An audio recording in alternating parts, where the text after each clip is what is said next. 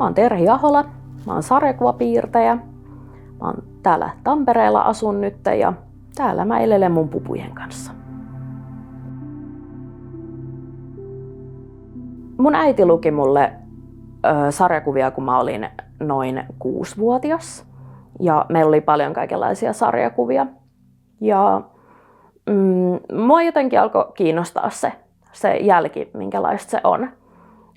Mä aloin tekemään sitten omiakin sarjakuvia, vaikka mä en osannut edes kirjoittaa. Mulla on siis jonkinlainen ehkä lukihäiriön tyylinen ollut lapsesta asti, että on ollut vaikea oppia lukea. Ja mä oon niiden sarjakuvien kautta oppinut lukea ja kirjoja mä oon lukenut tosi vähän elämäni aikana, että sitten niitä sarjakuvia on mennytkin sitten ihan hirveästi. Tein sitten tosiaan yläasteella oman kustanteen ihan kotona tulostamalla ja menin myymään Helsingin sarjakuvafestivaaleille mun sarjakuvia. Sain myytyä 1.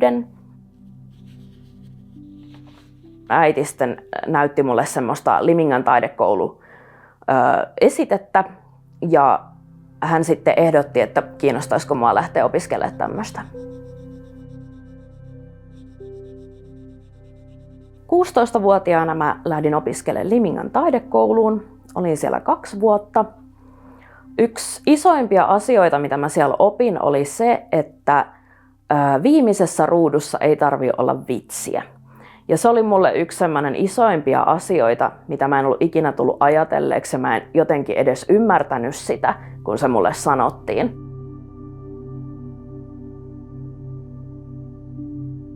Meidän opettaja antoi meille tehtäväksi tehdä sarjakuvapäiväkirjaa. Ja siitä lähti ihan sitten semmoinen koko elämän aikainen sarjakuvapäiväkirja käyntiin, mitä mä teen edelleen.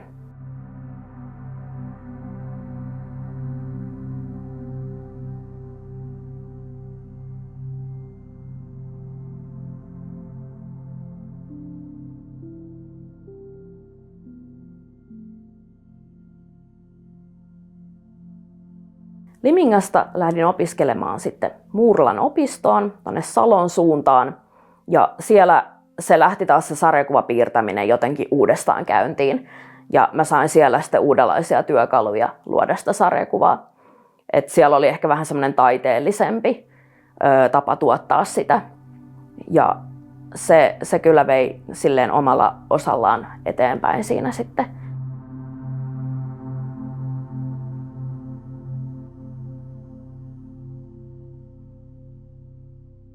Mä lähdin sen jälkeen opiskelemaan Raaheen, Lübeckerin mediakeskukseen. Opiskelin siellä graafiseksi suunnittelijaksi.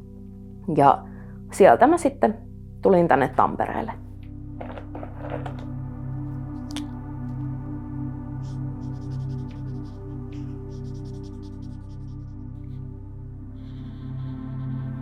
Mulla on ollut elämässäni aika paljon kaikenlaisia mielenterveysongelmia ja vuonna 2019 mun vointi huononi koko ajan pikkuhiljaa.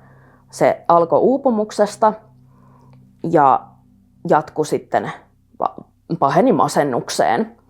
Ja mä tein koko ajan sarjakuvia Instagramiin ja mä tein niitä semmosia hauskoja juttuja, mitä mun elämässä tapahtui. Ja sitä kautta mä yritin tavallaan tuntea iloa, että mulla on hyviä juttuja elämässä ja katsokaa nyt, miten hienosti mulla menee. Et se oli semmoista toksista positiivisuutta, vaikka oikeasti mä olin tosi huonovointinen siinä vaiheessa jo.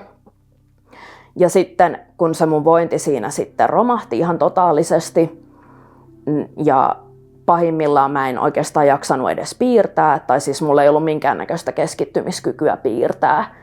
Et mä olin niin ylivireä, että mä en jaksanut istua, mä en jaksanut keskittyä mihinkään. Ja niistä huomaa sen ajan kuvista, että mä oon jaksanut piirtää tasan sen mun oman hahmoni ja siihen puhekuplan.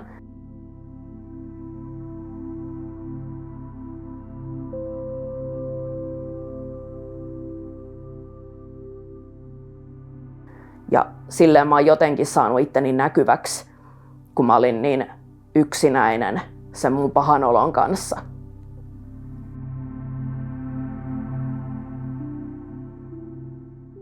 2021 mä päädyin osastolle.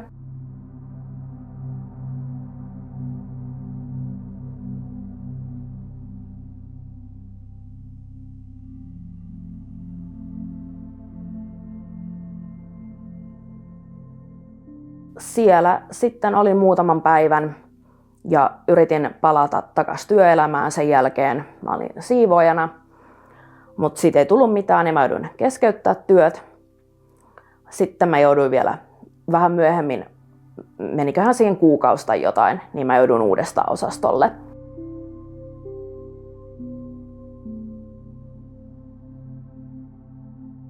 Olin siellä taas jonkun muutaman päivän ja sen jälkeen mä menin päiväsairaalaan kuukaudeksi.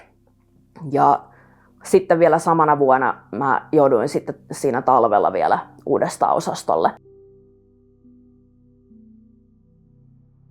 No ihmisiä kiinnosti hirveästi, kun ne luki niitä sarjakuvia sieltä osastolta.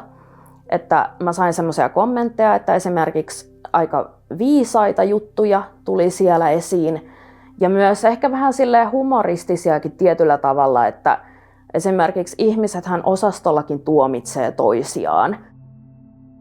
Vaikka me kaikki ollaan siellä niin kuin samanarvoisia ja meillä kaikilla on mielenterveysongelmia, mutta silti me tuomitaan toisiamme. Mulla oli ihan hirveä olo silloin, kun mä olin sairaimmillani ja sitä kesti pitkään. Mun yleinen olotila oli pakokauhua, surua ja tuskaa. Ja se ei loppunut, vaikka mä menin nukkumaan. Se jatkui myös mun uneen, se sama painajainen. Ja se alkoi taas aamulla, kun mä heräsin. Ja kun mä piirsin, mä en saanut sitä tunnetta siihen oikeasti, että mä en pystynyt sisällyttämään edes kuviin sitä, mitä mun päässä liikkui siihen aikaan.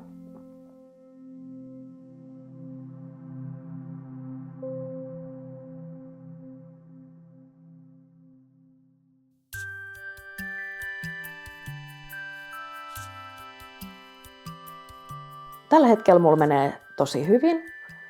Mullahan loppui sitten toi terapia, se oli 3 vuoden psykoterapia, niin se loppui nyt ja tuli kyllä ihan hyvää saumaa, että sain käsiteltyä ne asiat, mitä tässä nyt on ollut mielen päällä ja minkä takia niitä mielenterveysoireitakin sitten tuli. Vointi on tosi hyvä, on onnellinen ja mulla on tällä hetkellä näyttely Tesoman hyvinvointikeskuksessa, Matka pimeyteen ja takas.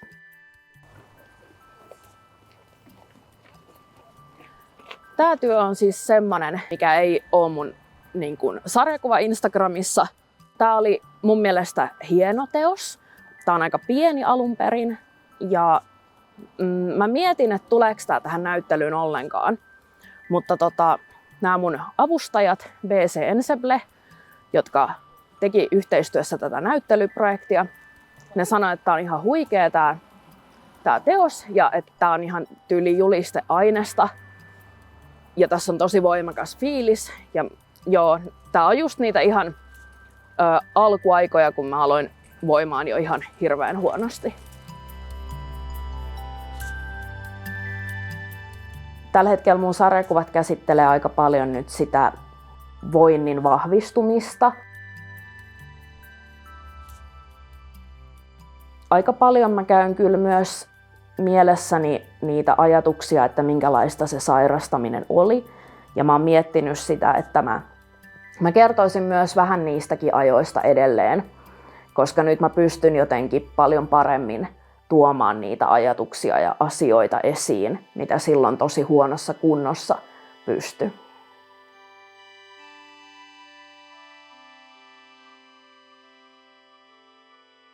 Mä toivon, että mun sarjakuvista lukijat sais vertaistukea ja samaistumispintaa. Mun mielestä olisi hienoa, jos se antaisi uskoa ihmisille, että todella huonovointisesta olosta voi selviytyä.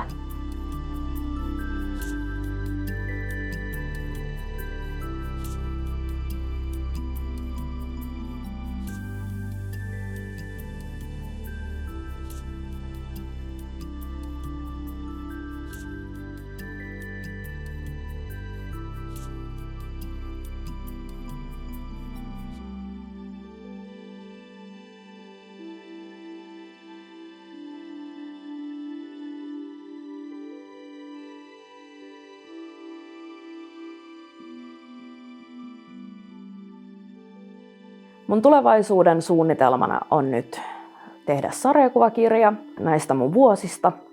Ja sitä mä oon alkanut jo vähän kasaamaan tässä.